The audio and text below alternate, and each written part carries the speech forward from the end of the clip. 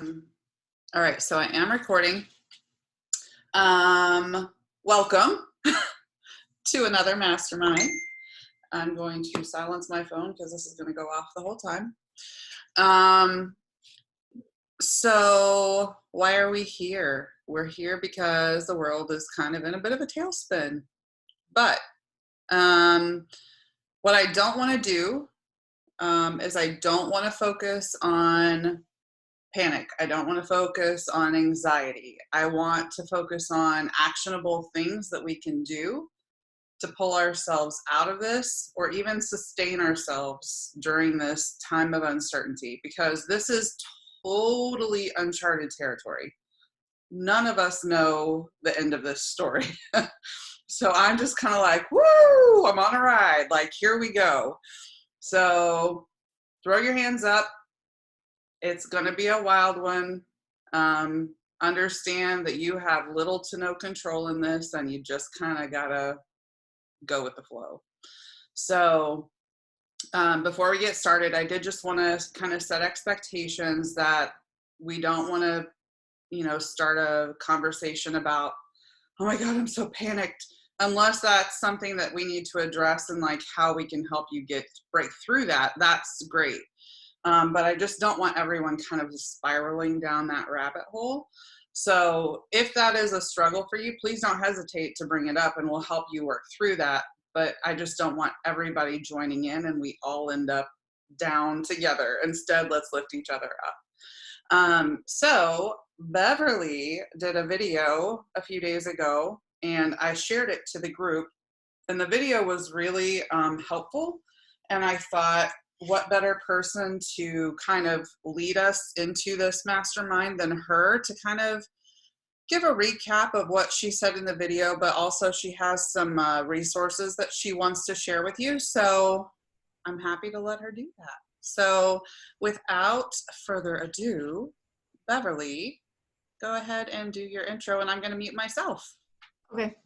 Good morning. Good morning. So I'm Beverly. I run a business by my name, Beverly Jolyn, and I do mindset and business strategy for people who run businesses. And I'm newish to being online, but I've run my own business for more than 20 years, and have gone through a lot of pivots during that time, due to either economy or family circumstances or crashes of an agency I was working with or whatever. So I've seen a lot, but the thing that I've seen consistently all the way through is that the people that get through are the people that choose leadership at a real leadership level.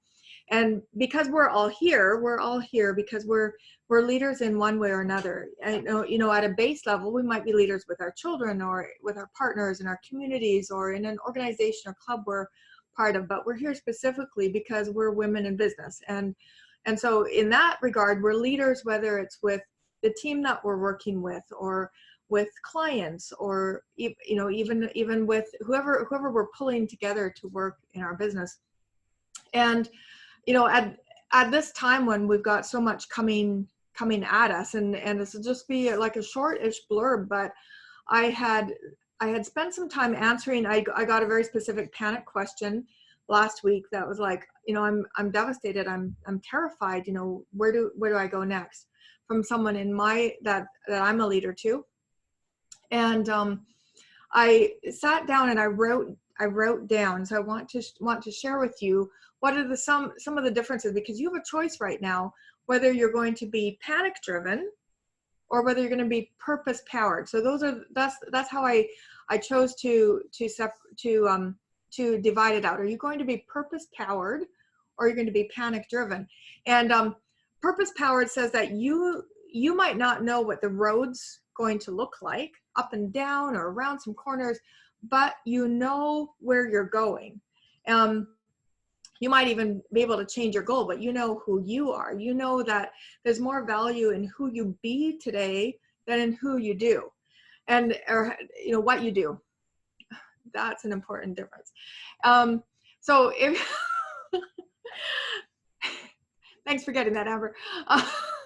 So if you're purpose powered, I made a list of the things that make a difference between whether your purpose so that you can use it as a checklist because you're going to have to be guarding you. You're going to have to be looking at you. And yes, you know, definitely you should each be coaching under someone, and you should be mentoring with someone. You need a leader to lead you too. But as you're leading those underneath you, run through this little list and think about where you are on on the barometer.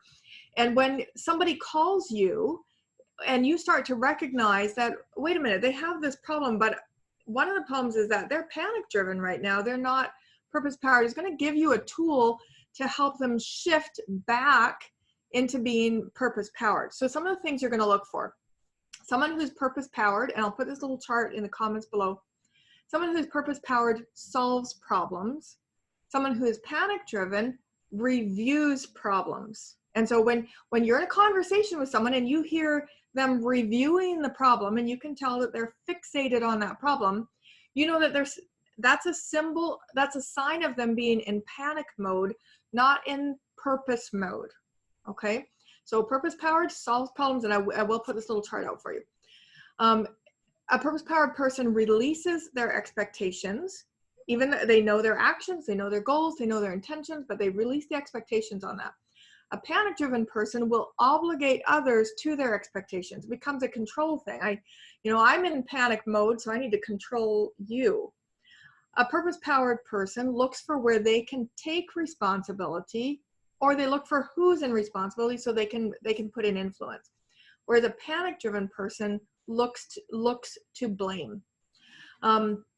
A purpose-powered person creates. And this is one of the gifts that we have as business owners, because probably most of us are already in that mode of creation. And a purpose-powered person creates. A panic-driven person negates or destroys. And this is really, really important as you're looking around, and this is something that, I have so much respect for how Amber has run the group so strong with such integrity, is because she's created a safe place for people to create without people bashing on them. And, and as women and as leaders, as we see someone else creating, even if it's something different than what we would do, when we lift them up, we move ourselves into that purpose-powered leadership. So that's really important. A purpose-powered person, this is a huge self-check, has an energized spirit. When you wake up in the morning, you know that there's just cause for getting out of bed. You know that you're there for a purpose. When you look in the mirror and you say, oh, gee, that's good, I'm still here, I obviously have work to do. That's a sign of being purpose-powered. When you are panic-driven, you will feel that fatigue in your spirit. Now, it's normal to worry and saying to yourself, oh, gee, oh no, I worried this morning, I must not be a leader. No, it's okay to worry. When you feel this fatigue in your spirit, when you feel this fear, when you feel this panic, definitely acknowledge it so that you can see it. Like, I see you, white elephant in the room. I can see that there's some fear here. I can see there's some panic. And that gives you a chance to shift your energy, call in your backup. It might be your best friend. It might be a hot drink. It might be a walk in nature. It might be your dog. It might be you just saying, wow, I see that's fear. Okay, deep breath. I'm going to shift back towards love. Okay, a purpose-powered person shows their best self instead of finding the worst in others. Okay, purpose-powered person dreams of what it's going to be like on the other side and what walking well there looks like. Panic-driven person schemes. How can I take advantage of the situation? And this is something that's really important. One of the questions that I've seen over and over this week, people are saying, I want to offer this great thing that could help people, but I don't want to be seen as slimy or taking advantage. And this is a really, really big deal. A purpose-powered person knows that they can bring value, they can serve even in a time of need without taking advantage. Now, that does not mean you don't charge value for your service. No, because you still want buy-in from people. You still need to do your part to do a great energy exchange. But when you're scheming to take advantage, that is very different. That's very different. So just, keep a little check on that. If you are serving from a place of dream, if you're serving from a place of purpose, from integrity, that slimy thing, it does not go away. So I hope that if that's a question for you, how to sell during this time period without feeling slimy, make sure you ask that later when we're all chatting. Beverly, if you can, really quickly, I don't mean to interrupt you, but could you give us an example, maybe a compare contrast of what a value proposition would be versus a more slimy approach? Let me see. I mean, if you're coming in, you're thinking, let me think if I can do something really good. Okay, let me open it up just a minute while I think. If anyone else thinks, wave your hand of a really good example of slimy versus a power way to legitimately serve. Well, here's an example. I actually saw another leader yesterday. She did this. She came on and she said, I have this product that's available for you. And it was a digital product. And she said, now, I wish you'd all bought this last year because then you would all have thriving businesses. Well, that's great. But you didn't. So I'm going to offer it because it's normally a year-long membership. I'm going to actually offer it at 9/12 of the year price. And I'm going to add value by coming in every day. So she's just come in with 1,000% sell. Like, I'm giving you this product, but I'm adding the kind of value that means that you can actually go make a difference and actually build your business. So that was something that I felt was really, really powerful. An example where someone is scheming is when you see someone that comes out of nowhere and they offer a product. Well, this is going to be a judgment call. I saw someone selling T-shirts with coronavirus statements on it, and I thought that was edgy of taking advantage of a situation. However, I recognize that that's a judgment call, and that might be the humor some people need to get out. I'm not playing a real clear difference here, Amber, off the top of my head. Do you have one that you can jump in to show the real clear difference between? I can just share my own experience. Slimy and classy. Yeah, so I can just share my own experience because I was struggling with this. We kind of went over and touched on this in the last mastermind. And I was struggling with, I have this service that I think would be very valuable to business owners who are having to take a look at, oh crap, here we have outsourced our marketing. We have a tab of, $3,000-$4,000 a month, but we have no income because we've had to literally shut the doors. We have some money in savings and we know we need to keep marketing, but we can't afford to spend $4,000 a month on it. Yeah. So I was like, well, I'm literally a marketing consultant, or a marketing coach would be the new buzzword, right?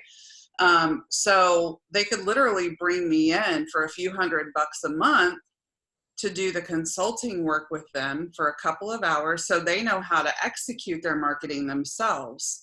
Mm-hmm. Now they're saving almost that entire $4,000, but they're still getting the product that they need. So I said to my husband, I said, Darren, am I taking advantage of the situation this way? And he was like, are you kidding me? Like, that's a huge problem solved for these business owners. No, you're not taking advantage. He was like, taking advantage would be, and I don't remember the way that he phrased it, but there's a way of just wording it properly so you're not slimy, right? Yeah. So yeah, go ahead, Beverly. I think it starts in your heart. Mm-hmm. I think that difference in wording it starts in your heart, and right. And I think wording it right is good, and it's sure not a bad idea to run it by someone that you're accountable to or close with to make sure that your wording shows what's in your heart. But really, honestly, as you're leading in your business, do the heart check, because yes, a time of chaos is a time for leaders to rise up, and it's a time for great success to happen, and it's a time for inventiveness and creativity and ingenuity, and the people that go through this will be the people who created solutions to the problems and knew how to value that energy exchange with what I give and the money that comes back. This is when leadership really, really, really does happen. But you can do that from a spirit of serving and understanding that everyone here is going to win, or you can do it from a perspective of taking advantage of someone else. And so as you're putting your wording out, double check that with someone that you respect and just say, how does this sound? Is this sounding like I'm doing a legit serve here that's coming from my heart? Or could the wording be be misunderstood to be I'm taking advantage of a situation? So double check your heart, double check your words, find someone like Amber who's good at marketing and understands words. Well, and the other part is understand that you're always going to have critics, and some people are just not going to like the fact that you are selling your stuff during this time. Yeah. And that's on them. That's not your problem. Knock it off. Because we all are doing the best that we can to survive and thrive, given the circumstance. So understand you're always going to have a critic. Yeah, that's absolutely true. Now the last couple of things here on my little list here, if you're purpose powered, you are going to pull your community or team together for strength. This is not a time to run in panic and hide. Now that doesn't mean you might not have your cry fest, into your pillow and run through, but don't use toilet paper, but dry your eyes with something else. But you might have those moments, but as a leader, have the moment, recognize it, shift it, because as a purpose-driven leader, you're going to be pulling community together, you're going to be pulling team together, the people that you lead. Whereas, someone who's panic-driven, they isolate for protection. So just, watch yourself on this, watch your team, watch the people you're interacting with so that you can call them also to shift. And the ultimate shift, when I went through this whole list and I realized that the ultimate shift is between love and fear. And those two completely counteract each other. And as you're, as you're going through this, if you are committed to focusing on love and service and leadership, you will be in the right place to be purpose powered. When you move into fear, that's when all that panic driven responses happen, and you lose your effectiveness, and you become a drag and a burden instead of being the leader that pulls. So self-monitor. Don't hesitate to have an accountability partner that helps monitor, because these are tough times. This isn't the kind of thing like my cake burned. It's not small like that. These are flippin' tough times, and people around us are going to be impacted in ways that do threaten to break our spirit. So make sure that you have some survival strategies in place. And if you have spiritual practices that work for you, emphasize them right now. If you do not have spiritual practices in place, get them in place. Find someone to talk to about that, and whether that's prayer or meditation or journaling or reviewing your vision board or going for a walk or meditating or whatever it is that you do as a spiritual practice to build your emotional strength and your spiritual strength. This is as important as learning any marketing strategy right now, because this will keep you on purpose. This will keep you strong. This will keep you open to lead. Everybody in your circle needs you to show up. So guard yourself. Keep an eye out when you see signs that you're moving towards panic or fear instead of staying on purpose and love. Make sure you've got an accountability team. Guard and strengthen those spiritual practices. This is the time that everything that's good in your world was made for. It came together for this time. You're a leader for such a time as this. So, more power to you. And thanks, Amber, so much for pulling us together here so that we can go back and forth and be strengthened and also get some practical ways, because at the end of the day, if there's no food on the table, it's hard to keep, feeling super, super strong. So we're all here about growing our businesses too. Absolutely. Thank you so much, Beverly. I really appreciate you sharing that with us. And just to kind of add on to what she said, I said it the last time, but it didn't get recorded. So I want to be sure, because a lot of women resonated with this, and that is the energy that you're feeling. Understand that energy can shift, right? So whenever that panic comes on, whenever that worry comes on, make a really conscious effort to shift that energy. And a lot of people get weirded out by the whole energy talk. It's science. So just like ice can melt into water, just like water can turn into steam, so can we shift the energy in our own bodies to be different things. So that panic mode, shift the gears. I don't care if you manually have to like do the action, like it's time to shift. We're in creative mode now. There's that energy and it's a buildup. So instead of releasing it through panic and worry, shift, and now we're in creative mode. Now let's get the gears turning. How are we going to turn this into something good? And then the second thing is what Beverly said about meditation. I personally do practice meditation, and it's important to understand that these thoughts are going to come through our mind. And just like in meditation, when a thought comes into your mind and you're trying to silence everything around you, you dismiss it as quickly as it came. So that same practice needs to be in effect when you're meditating or when you're just cognizant of your thoughts. When that thought comes through of worry and panic, to the left, let it go. Let it go. It's not serving you in any way, shape, or form. You're living in the future and in a fear-based mindset, when right now, at this particular point in time, you're okay. So breathe and just sit with that. You're okay. And that is Guru Amber's talk on letting it go. But I want to open it up to everyone else now. So we have done our talking. We're just here to kind of moderate the conversation and answer any questions, but I really want this to be about the rest of you for the next half hour. So if we can just kind of take turns, talk about where we're at, see if we can help you get through something that you're going through. Whoever wants to start can start.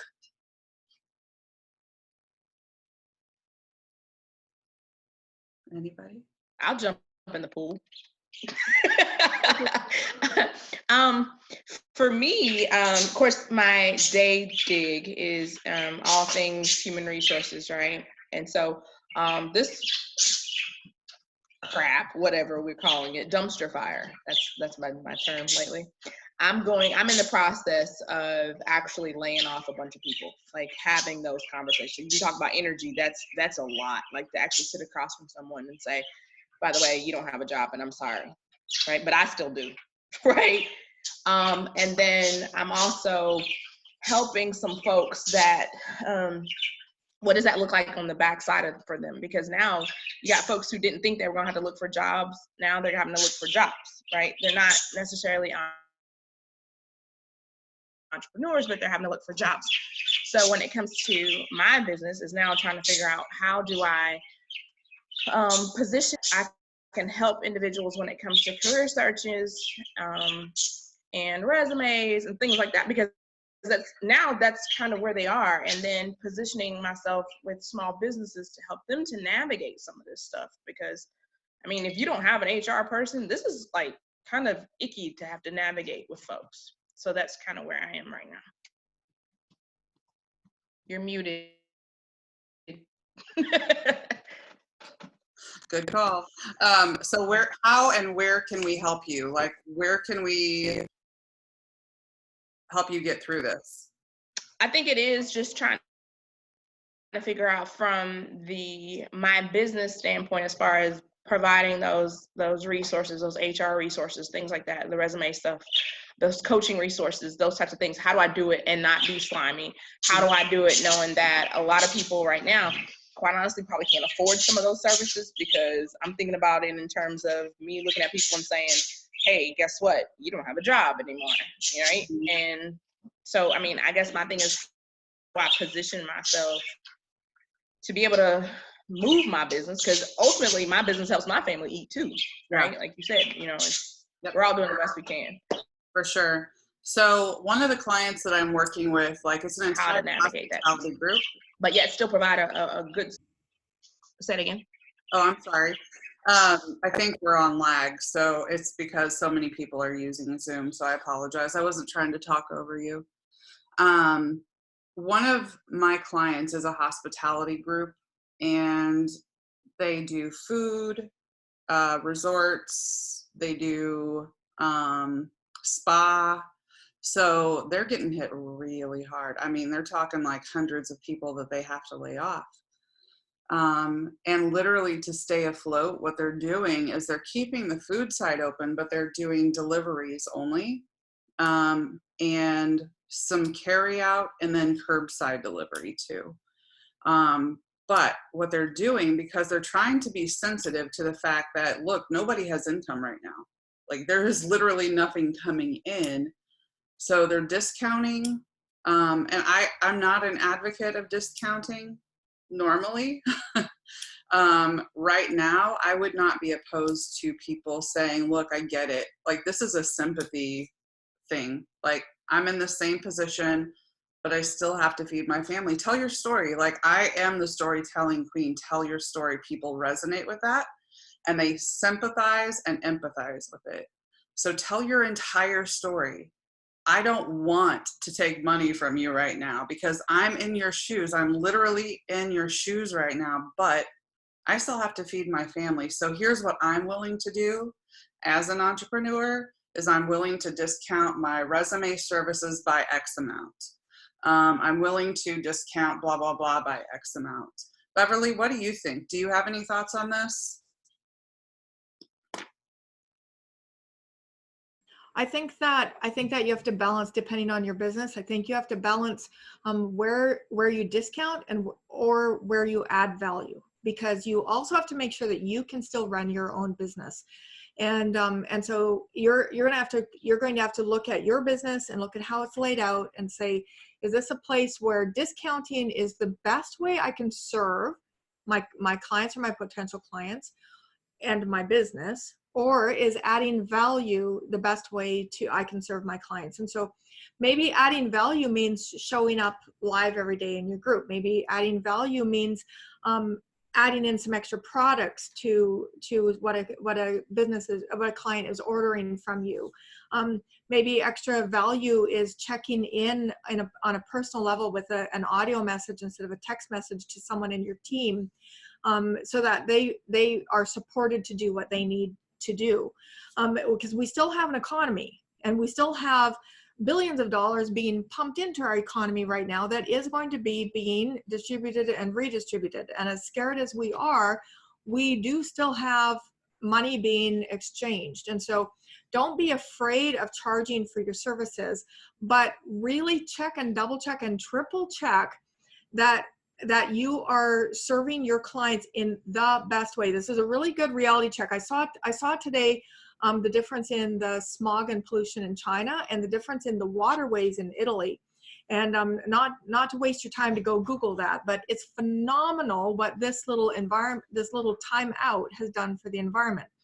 Okay, so it gives us in some ways a chance to recheck and look through your systems and look through your product offerings, look how you're interacting with your clients and say, if my goal truly was to serve you the best that I could serve you, maybe that's a discount, maybe it's an extra value, maybe it's an extra product. It's going to be different for each one of you, but I think that's where it comes down to. You can't overserve at the point that you actually lose your integrity, your value, your own business. But yes, serving is going to be a huge part of the leadership right now. So yeah, reevaluate everything. How can you serve the biggest? It might mean discounting, it might not mean discounting. And when I said discount, what I meant, Keisha, what I actually had in my mind is you have these resume services that feed the top of your sales funnel. That can get people in just to know I have all of this other stuff that I can also give you, but just that one step in the funnel that gets people interested in the rest of what you have to offer. I know the whole process of the funnel is obviously weeding out the people that either don't want or can't afford your services. So just an idea, but thank you, Beverly. Anybody else have any words of wisdom to share with Keisha?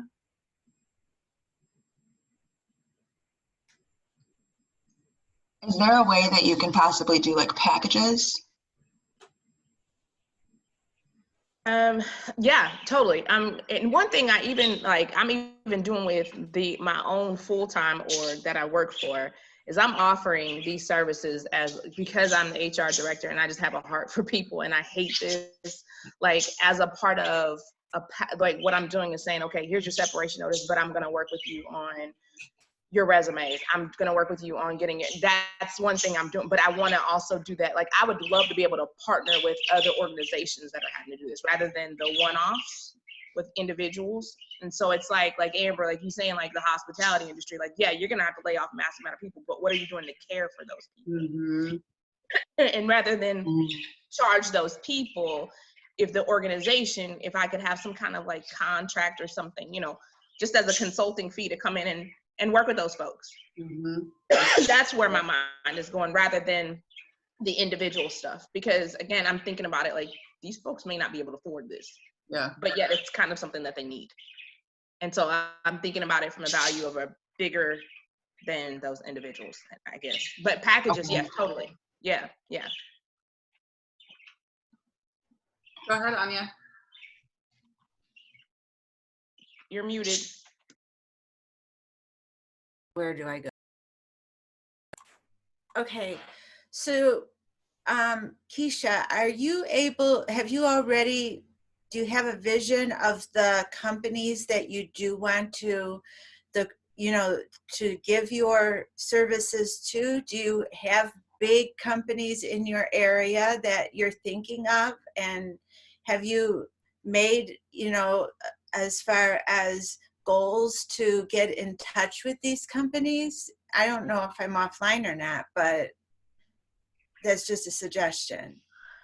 Yes and no. Like I do because I'm thinking hospitality because Nashville's big hospitality, right? And I mean, our mayor even put like, no, all the bars had to close. And so you got all these people who have like, it's a high gig economy too here. And so, I mean, there are some that I've thought about, like, I guess the thing is that I guess my mind is having trouble with how do I enter into that lane, because some of these places do have an HR department, but I'm like, why is their HR department not thought about how do you care for your people instead of just saying, here, bye. Do you have people that you have helped that can give you reviews? I mean, do you have a list of people who have reviewed you and that you can present to these people when you do go? Possibly so. I probably could get a list and some kind of testimonials or something together. Okay. So, I mean, I just started my business and marketing was all part of it. And the SCORE mentor that helped me said, you have to get your name in front of their eyes 10 times before they even you. So that's something to, how are those 10 times going to be? Are they going to be in a form of a letter or an email? Or are you going to go visit them personally? Or are you going to pass out brochures with your picture on it, which helped me amazingly in my community? So those kind of things. And I know we're talking marketing and it can get expensive, but there are other ways around it. I mean, I have an excellent printer. I can do my own, kind of pamphlets, and canva.com just opened me to a whole new world of being able to do Facebook pages. So that's just a thought. You got to get out there and pound the streets, but you also have to find different modes of how you're going to do your presentation and practice your 5-minute speech, your elevator speech of, what you do in 3 minutes, and then you can move on if they're not interested or they do have an HR person. But if they don't, hey, here's my brochure, I'll be in touch, and just leave it at there and just start making your, your web out to expand. Does that help at all? Yep, definitely. I'm muted. Keisha, do you have any contacts with the government locally? A few. Maybe reach out to them because what employers might be unwilling to purchase right now, the government may be able to subsidize for those employers. So maybe creating a whole new program. They're coming up with all of these new disaster relief programs. So why not create one just like this? It's a deep need. So Yeah. maybe just coming up with a pitch deck for that to pitch to someone in government. And you have 50 of them that you can reach out to within just the US. So it doesn't, I would think it doesn't have to be just where you are. Is that correct? Yeah. Yeah. I mean, look at us. So totally. Yeah. Awesome. Good stuff. Thank you. Good deal. Okay, who's next? Anya, go ahead. So I'm a patient health advocate. I specialize in chronic illnesses, and my business has been going for less than a year, and I've only had, maybe a handful of clients since then.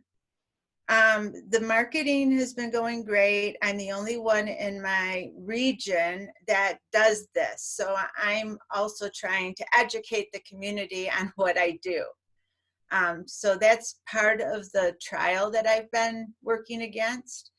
I have a chronic illness, and I also am working with right now, how much do I really want to be out there right now serving people? So one of my fears is first I started with all this broad concept of, I can be a community educator, and I can give programs in the community, and I can start support groups, and I can do all this. And then it started narrowing to the point, well, not so much a community educator, but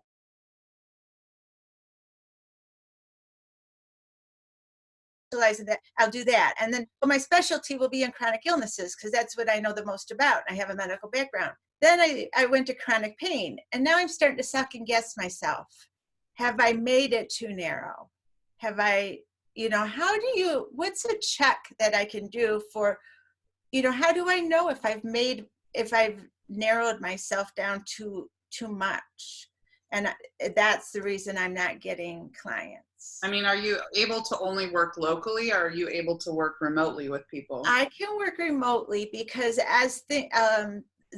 one of the things I do is review people's medical charts and help them find referrals in their community to doctors and whatever else. But so I can do that because most charts are online.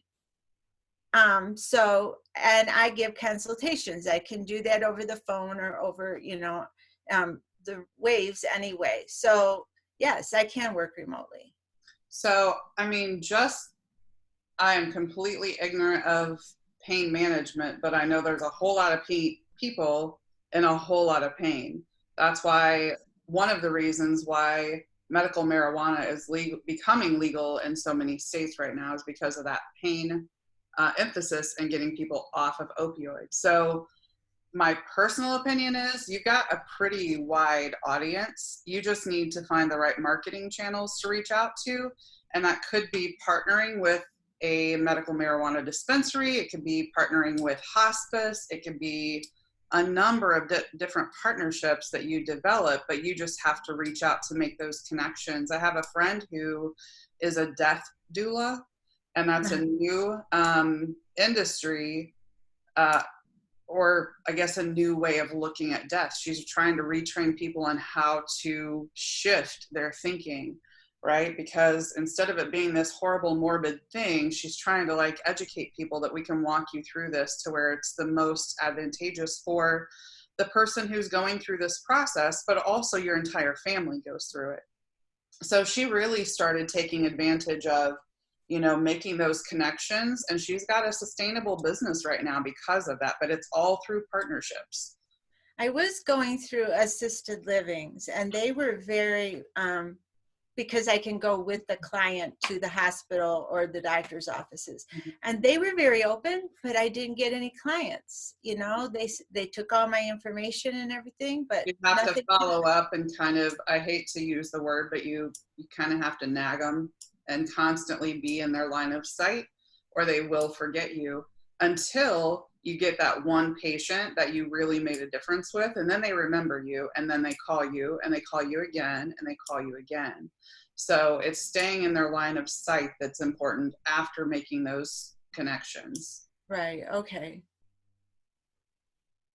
Anyone else? I just did a quick Google search while you were talking, and there's 133 million Americans who are chronically ill that require medical care on a regular basis. So I would have a hard time thinking you've niched too small, because you only need a couple handfuls out of that amount. And so I think you know, you're one thing that you're going to want to focus on, like the community education is absolutely brilliant and an amazing service, but you're going to want to also focus a good percentage of your day on very specific income generating activities, because when you're in a very specific service like you are, and when there's chronic illness, and when you understand chronic illness, and I'm also there with you, so I know a little bit about the mindset behind it. There's, you know, you want to serve and you understand the other person needs to be served, and you know you can serve.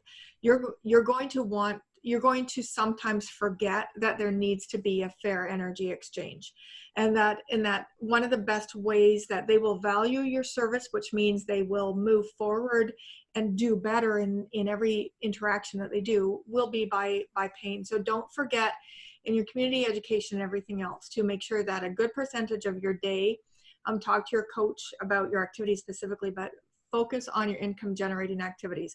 But people who are chronically sick, they want to know that someone is out there that's walked ahead of them or beside them or whatever, but knows what the next bit of the path could look like. And they are waiting to be found by you for sure. I can't imagine that that's too small of a niche. You will find the people that absolutely need you, absolutely match with you, and absolutely will pay you. Okay. You know, in a way, a lot of these people are on disability. They do have medical limited incomes.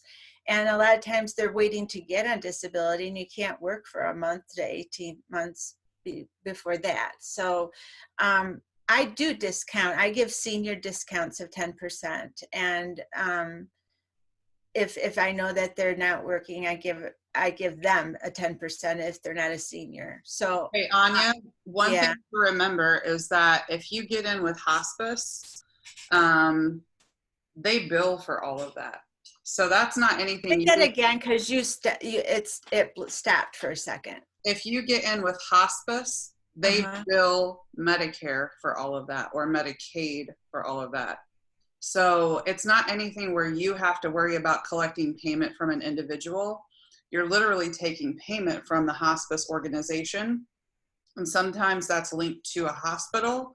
Sometimes it's linked to an organization, but it's not anything where you have to worry about giving any sort of a discount. It just is what it is, because it's business to business. Instead of trying to, you know, market to individuals, you're literally marketing to the business, the hospice business. Okay.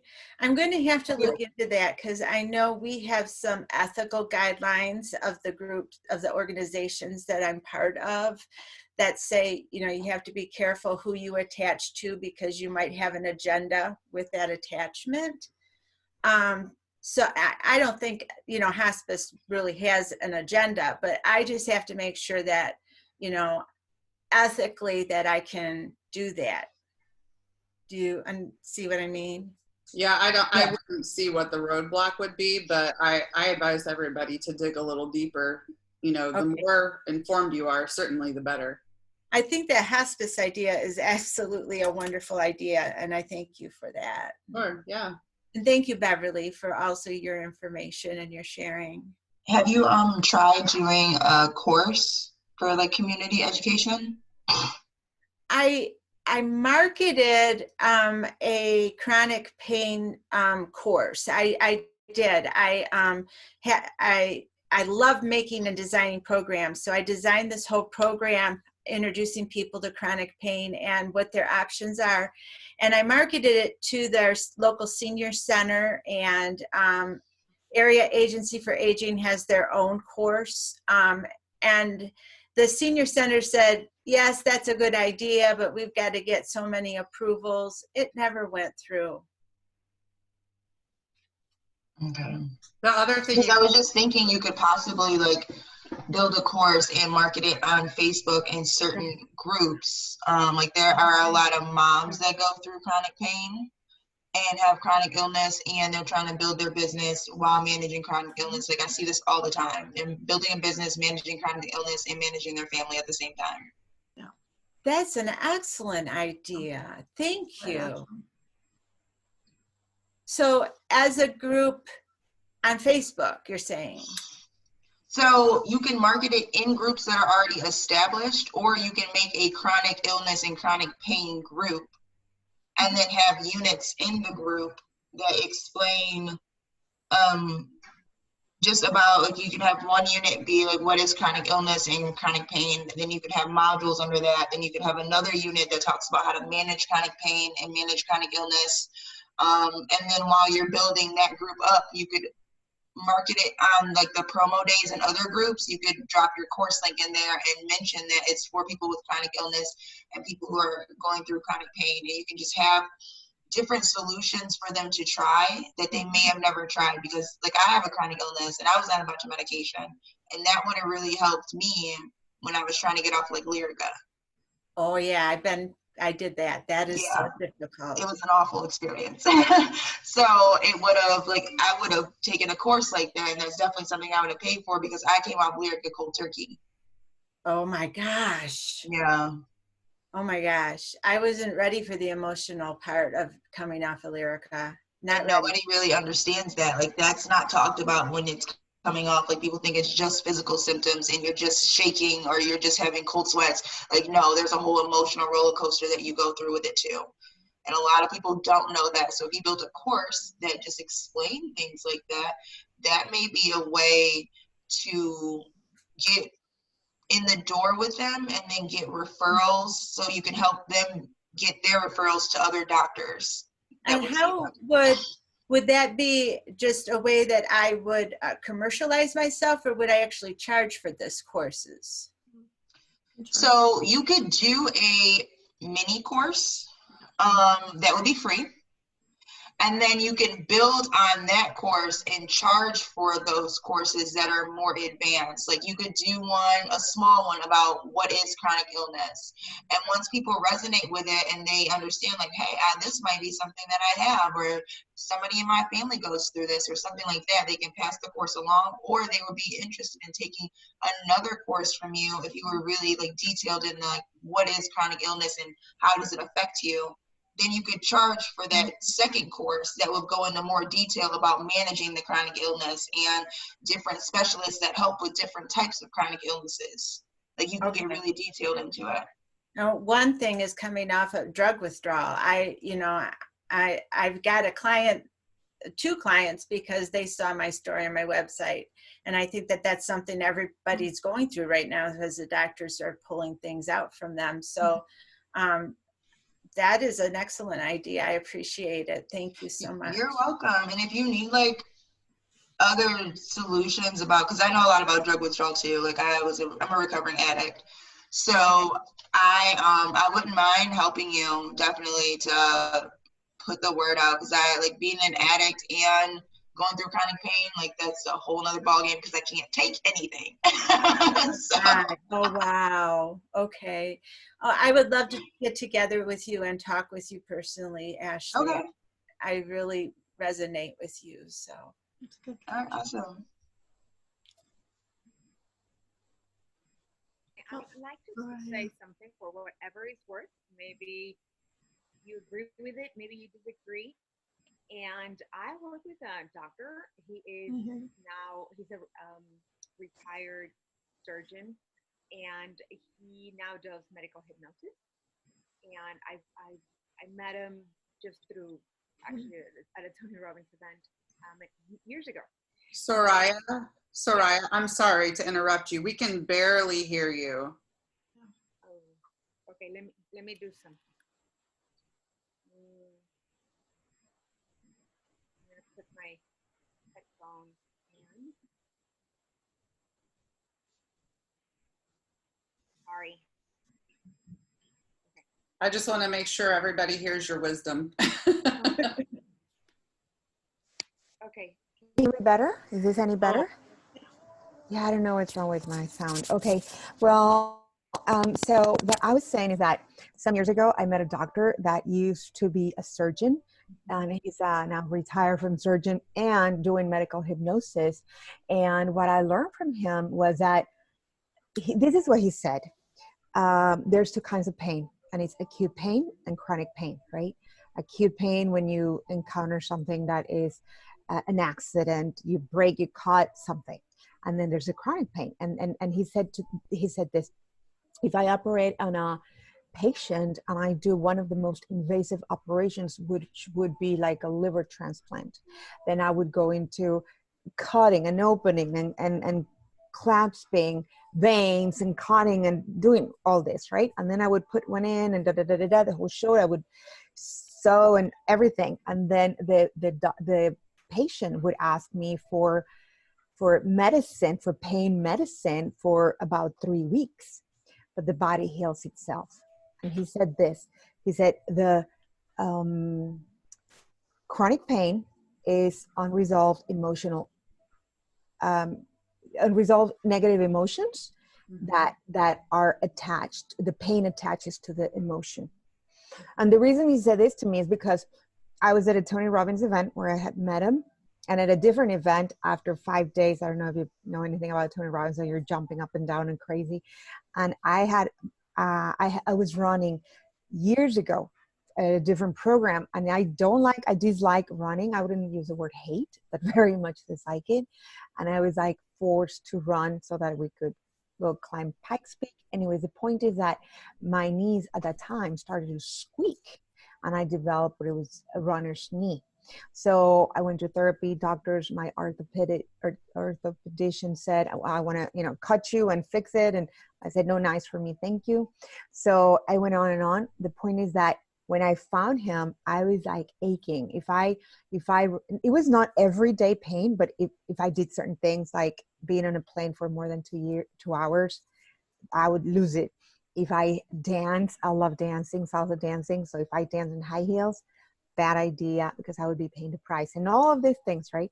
So when he saw me after jumping up and down for 5 days, I was like walking as a squeaking dog, and I couldn't stand my knees. And he said, what's the problem? So I said, my knees. And he said, okay, sit down. He had me to sit down on an event on a bench in the corner. And he asked me to close my eyes and did a closed eye process with me for 20 minutes. And I was like, no, this is too woo for me. I'm not ready for this. Now you lost me, all of these things. And he said, just do it. So I was open. I did it already with an emergency brake on. I know the story is, he said, okay, stand up. And when I sat down, my level of pain was scale 1 to 10 was like a 15. And when I stood up 20 minutes later, it was 0. And that's what he explained to me. And he did a couple of other things, but that was 5 years ago. Pain has not come back. And I still have the same thing. And that's what I learned. So I wanted to share with you for whatever it's worth. And I know that, and I'm a life coach, and I work with people on this, and I've seen a lot of recovery. So I simply wanted to share something if that was worth for you. Thank you. I appreciate you sharing. Yeah. So, and as far as the side of your business, they were saying, yes, I would recommend that give 3 steps, which is giving value constantly and finding where the people that you're looking for, where they hang out, and simply giving little tips of, this is what you can do when this hits. This is what you can do. And people get to know you. And Grant Cardone said the number one enemy of businesses is obscurity, right? So being known, make yourself known, and giving that value, number 1. Number 2, creating those free courses, as she said, on where you can be giving stuff, and people want to like and trust you before they give you the money, right? If you want to go that route. And then creating a course where people will come and learn from you. I think that would be my 2 cents on that. Okay. And I am complete. I started support groups in the community, and that I have gotten clients from them. But I think taking it farther with a program is an excellent thought. Very, very, thank you. Yeah, if you, what you were saying, what are people Googling? What are they looking for? People with chronic pain, what are they saying? What is exactly, like you want to find exactly what is it that they're looking for, right? How to stop chronic pain or what to do or whatever that the verse is, the language. And then use that, and then you can pull out 3, 4, 5 of those lines that you think people would be searching, pull them out, and then translate them into the course. Okay, I want to talk to you about how to stop pain when X, Y, and Z, or, I don't know if you specialize in an area of pain or just all chronic pain, or All chronic pain. or you can, yeah, or whatever you offer. So that's what people would be looking. Let me give you 3 pointers, ABC. And I was listening to a podcast this morning that my accountability partner sent me. And she said that this is a lady that she does kind of diets and marketing and support. And she said, I would just give. And people are always in the debate of how much do you give, like how many slices of the bread you give, otherwise people won't buy the whole loaf, right? But she said, no, it's about giving. And then I don't give the same thing that I would give in the content when people come into join me for whatever I'm doing, right? For a program. So that's the route that I am going as myself. And that's why I'm saying it. And I think it's very valuable that people get to know you and like you by hearing you share something that is going to benefit them. Thank you. Awesome. Thank you, Soraya. And just to be cognizant of our time, because it is after 1:30, if anybody needs to hop off, I totally get it. No offense taken. But I just want to make sure I give everyone a chance to be heard and to help you brainstorm through whatever you need. So does anybody else have anything that they would like to kind of help us or have us help you work through? Is there anywhere where we can, yeah, go ahead, Soraya. Am I saying it right? Soraya? Okay. Go ahead. So that's exactly how you say. So thank you. So where I am is I'm a life coach, like I said, and my umbrella is very broad because I pretty much solve people's personal problems. That's what I do. I coach survivors of human trafficking. So it's like helping them release all the trauma, all the pain, all the bad stories, all the PTSD, everything that happens with that. I coach people in relationships and anybody that gets stuck, right? It's like, let's get you to the other side. So where I am today, I'm creating a program for small business owners, solopreneurs that want to, that are stuck and say, man, I would like something like this, right? Like something creative. But then I got stuck into the coronavirus and going that route. So right now I'm a little unclear, and I would love to get some ideas from you on what I can offer and what I want to be known for, so that people would be attracted to, could use the services. That's what I'm trying to say. So I'm debating whether I go to business owners and combine that, like supporting them and doing coaching, individual coaching, or if I go the route of simply staying in personal development.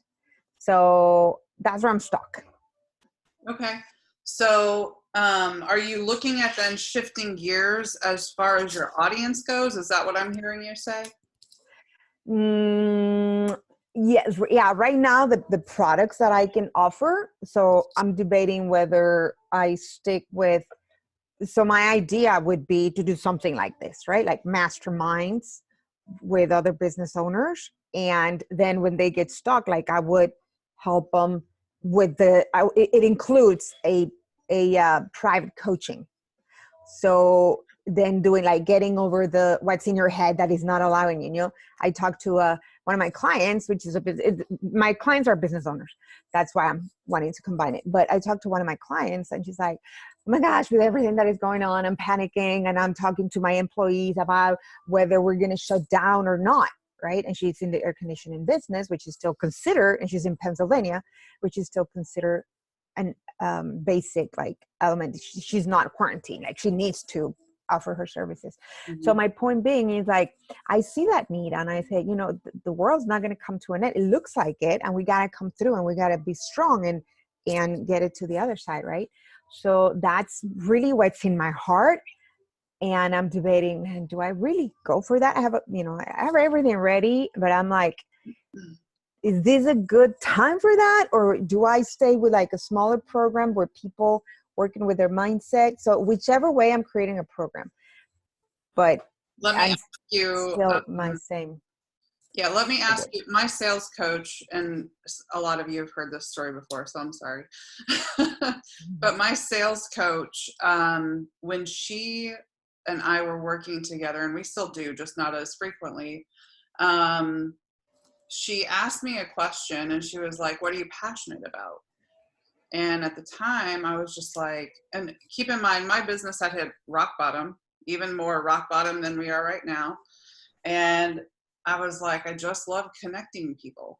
Like but I don't know how to make money at that. And I'm still not making money at it, but I am in my passion. Mm-hmm. And I will make money at it. This is part of my roadmap, right? Mm-hmm.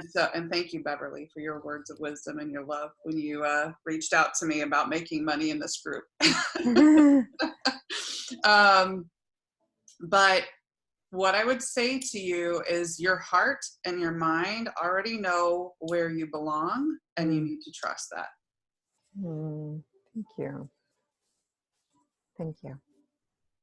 So that's really the only wisdom I have. Yeah, I needed to hear that. Project behind it. It's spirit. It's right. It's intuition. So follow that. Oh, thank you. I needed to hear that. Yep. Because I have everything ready. Date and everything. Because I can feel your passion. I can feel your passion. So I know you already know. You just need affirmation. Yep. Anybody else? Yeah, go ahead, Anya. I just want to reiterate the same thing. Passion is where it's at. In the beginning, when we were little girls, we started this journey as passionate young girls, and now we're passionate women.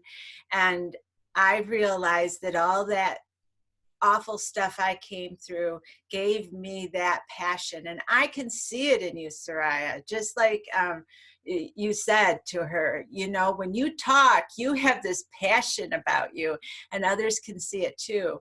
So you just have to realize that you're valuable. You have a valuable purpose, and just keep reinforcing to yourself that this is what you are meant to do. It's your passion that you go after, and then just give it your all and you won't be disappointed. Now Jackie is wanting to say something. Is Jackie let me unmute you, Jackie. Hello. Okay, Jackie, go ahead. Oh, okay. Thank you. Excuse my voice. I am dealing with a really nasty respiratory infection right now. Oh no. But yeah, I just need some help with marketing. After talking to a lot of people, I think marketing is my main issue. I was listening to Keisha a little bit, and I definitely relate to her a lot because I'm an HR consultant, and I have left corporate world and decided to start my own consulting business. And it has been really tough. I was working for, Fortune 500 company as like an internal consultant. So I've got that experience behind my belt, but I never had to do the business development side of things. Mm-hmm. So it's really kind of hard, just kind of, getting started, if you will.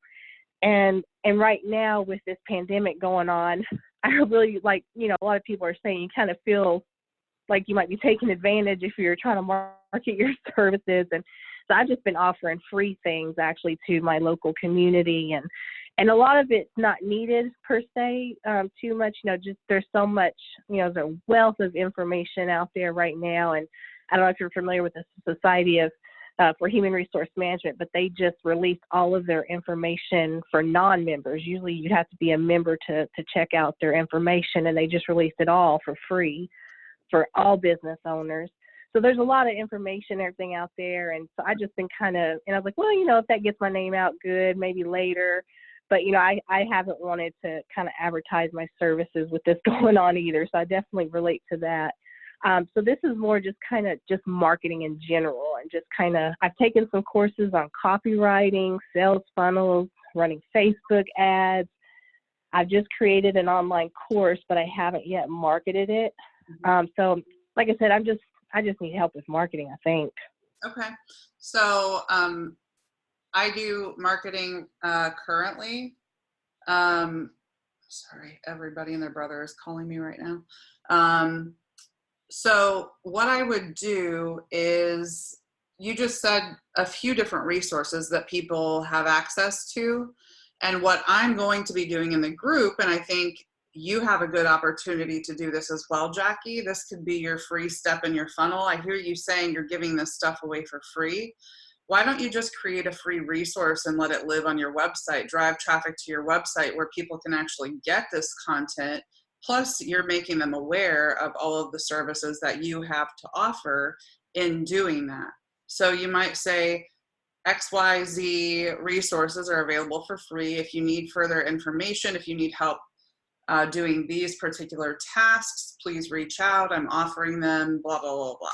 So that's my 2 cents, and I will let whoever wants to go next, go next. Yeah, go ahead, Soraya. Okay, so give me 1 second so I can put this thing on. And I do have a blog with a ton of informational articles and whatnot. Are you talking about something like that, or are you talking about maybe some downloadable templates and forms, or just basic information for them? So what I was referring to, yes, it can be done as a blog, but it literally just links. So like the Human Resources Association that you just mentioned, it could have links to the Small Business Association for your state. If people are looking for low interest or no interest loans, it could have a link to the Facebook grants that were just made available. Well, I don't think they're available yet, but they're going to be made available. I think LinkedIn has done something similar. Like there's a lot of reaching out to small businesses because bigger corporations know that we're going to be hurting. So these multi-billion-dollar corporations are starting to do relief efforts as well. So if you can kind of compile a lot of different resources that business owners might know, since that's really your demographic, create something that's of interest to them to drive traffic to your website. So it might be relief, it might be resources that they can use in their own business, but just compile a list, and then at the bottom, this is what I offer. If I can help in any way, shape, or form, don't hesitate to reach out, and boom, just put your contact information there.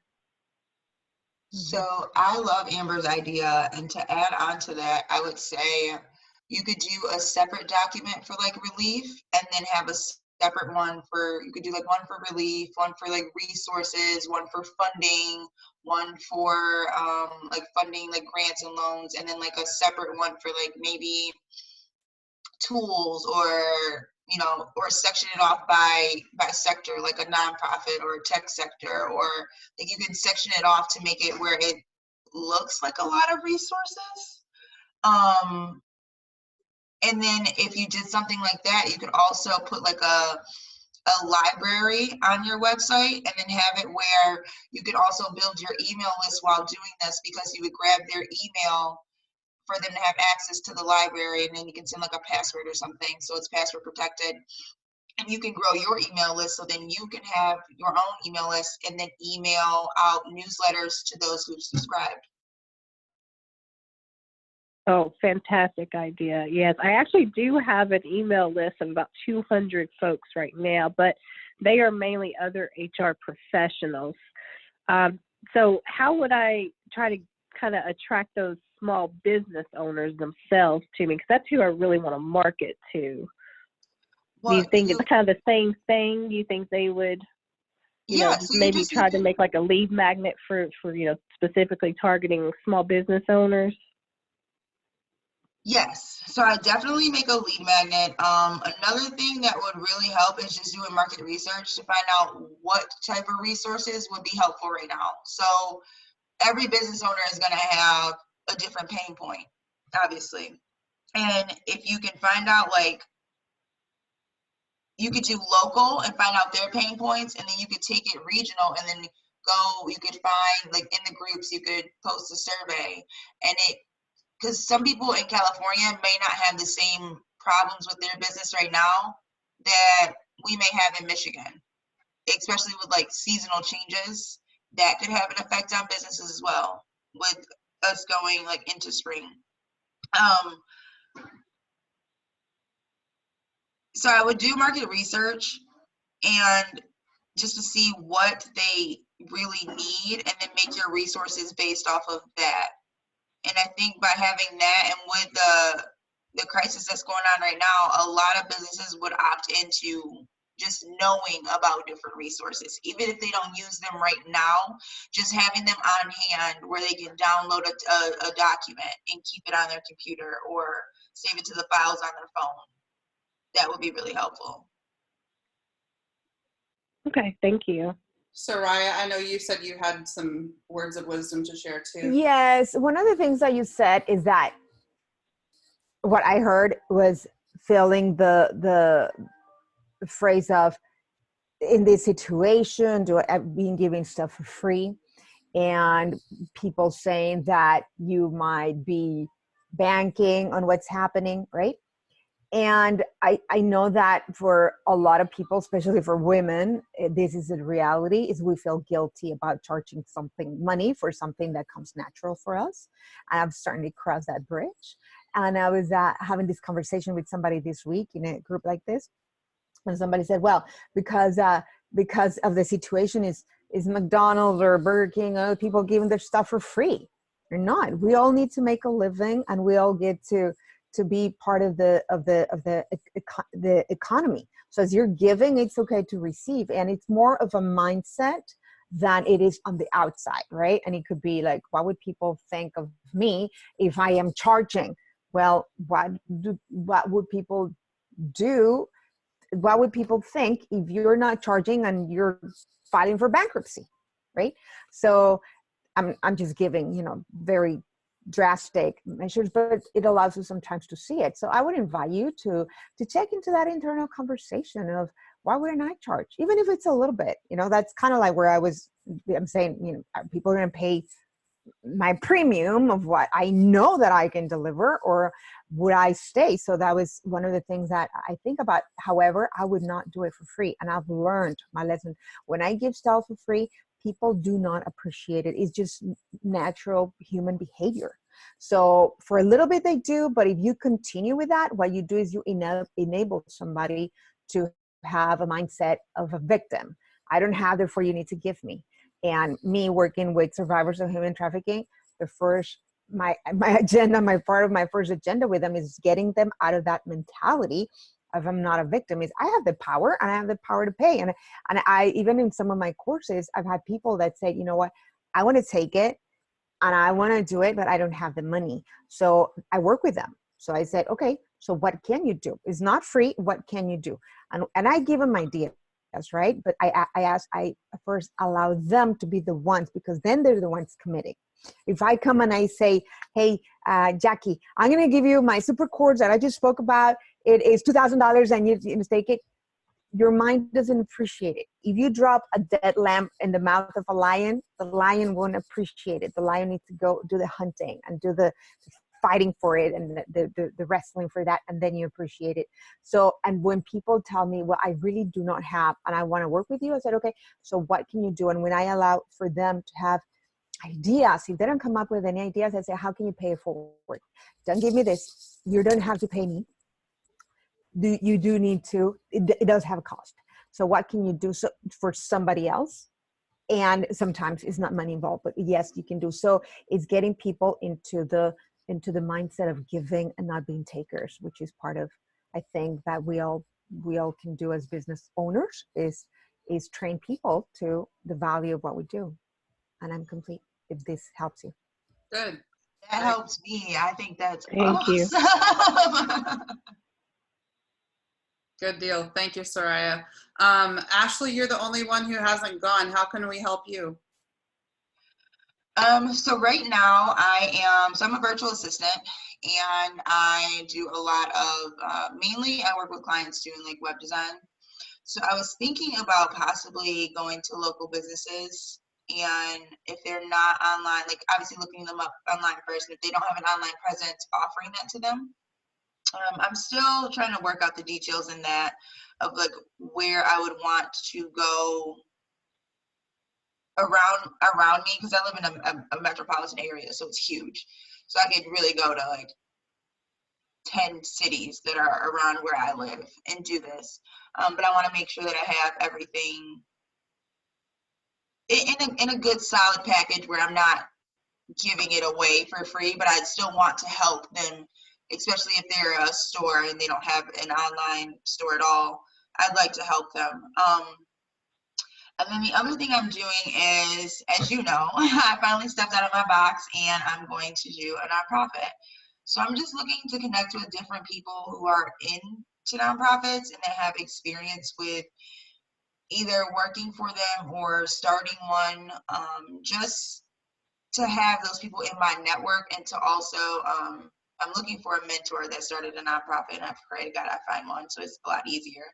But even if I don't find a mentor, just connecting with people who have nonprofits and just learning from them, seeing what they do, how they operate, and just building my network is really what I'm focusing on right now.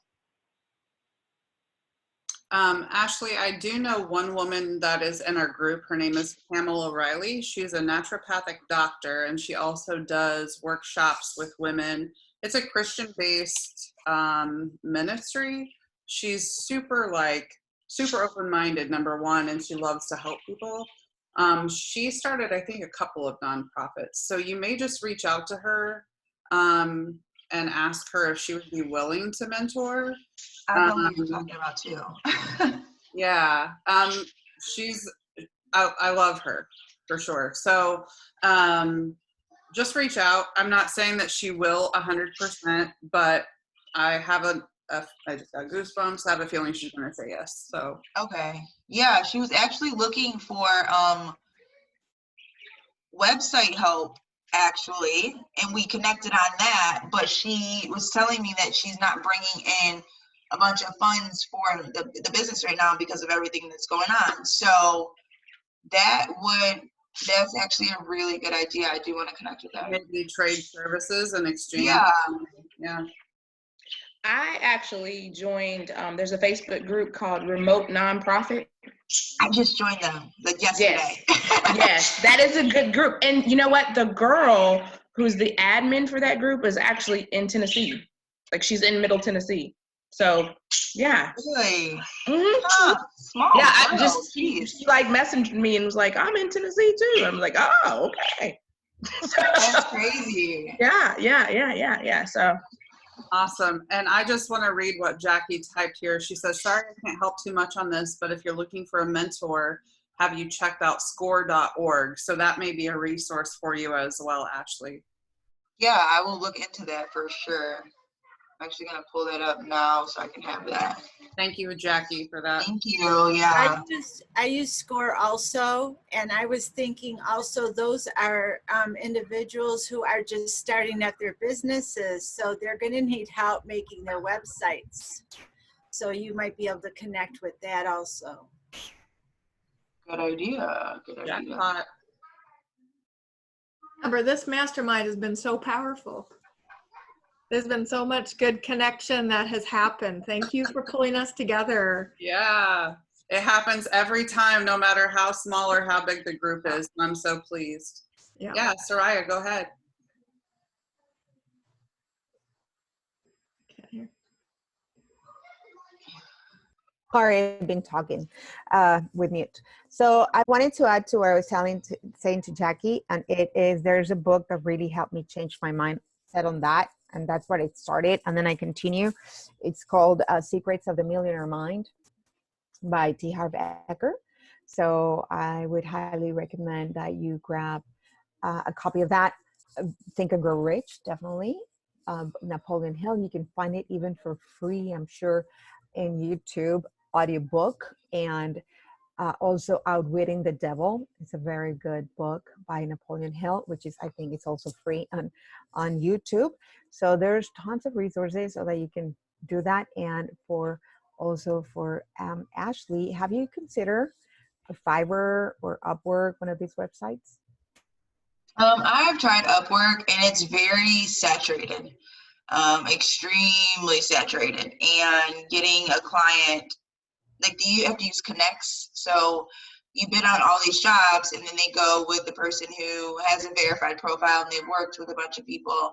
And they're like, oh, and like Jackie said, and they have way cheaper prices. Like, there are people like the Philippines doing websites for $5 an hour. Mm-hmm. I can't charge that. There's no way. Okay. So what is the plus that you give people that you would give me versus going to somebody in the Philippines? So there wouldn't be a communication barrier would be my first thought. And that way you are able to get everything that you're asking for. There would be a level of understanding there. And there if also I can interrupt you, Ashley, that is so invaluable. I have worked with people on Fiverr, and simply the communication, and like, look, I wish I knew 15 languages, but I don't. I know 2, maybe 2 1/4 if I'm lucky. But the fact of the matter is that you have to be able to really communicate with these people to make sure you're getting across exactly what you want. Otherwise, what you're going to be delivered is crap. Sorry, there's no other way to put it, but I've been delivered crap so many times simply because I'm sure these people are very talented, but our communication is just like, we bounce off of each other instead of letting it sink in what the other is saying. So that communication has to be there, and it's just not on Fiverr. I mean, you really have to hit the jackpot to find somebody who really gets it and can reply in such a way that you're like, yes, you understand, move forward. So I had one of my clients that he is a contractor, right? And then he's like, well, I'm trying to get jobs and this and that. And I said, so what is your X factor? What do you do different? What sets you apart? And he says, well, I finish on time. and I don't need people to come and see my work because I deliver, right?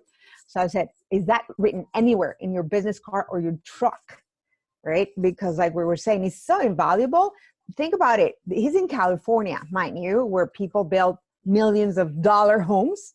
What is it worth it to somebody that builds $1 million homes, 1 hour of his time to come and check on the contractor and see if they did the job, see if they showed up, see all of that? It's a massive amount of money. So what the peace of mind? So I said, really, what you sell is the peace of mind of what is it worth to me, to not having to babysit, to know that if it's done, that you're going to be there. So in the same token, so I asked them, I said, is that anywhere in your business cards? No. I said, what would happen if you write, right? We deliver, we finish on time. You don't need, when you talk to somebody, you say, you don't need to babysit me. I would go with that versus me trying to chip on the price and then not knowing if I have that certainty. So if you say that about your product and said, listen, the reason I'm different is because you get what you pay for, and I'm going to give you results. You don't need to, you get this, you don't get this. You didn't get the miscommunication, you didn't get the mistakes, you don't get the off time. You know me, you can pick me up, you can find me.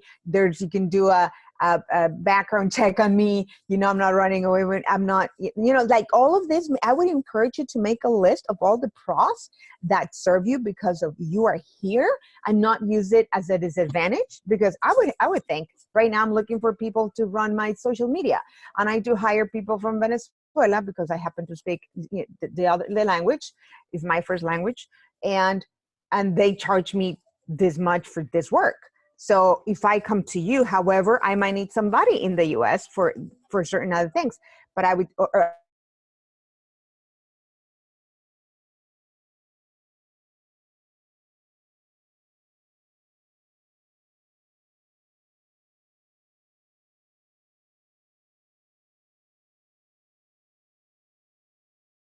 right?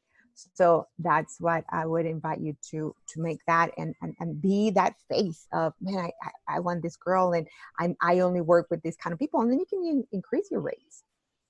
That's true. That's true. Okay. Awesome. Sorry I disappeared. My internet connection was unstable, so it booted me. All right, ladies, it's 2:03. We're at 90 minutes, so I am going to call it, but I so appreciate all of you for coming and for sharing so openly, and I hope you got as much out of it as I did. And I look forward to seeing you the next time. Thank you, Amber. Thank you. My pleasure. Goodbye, everybody. Bye. Bye.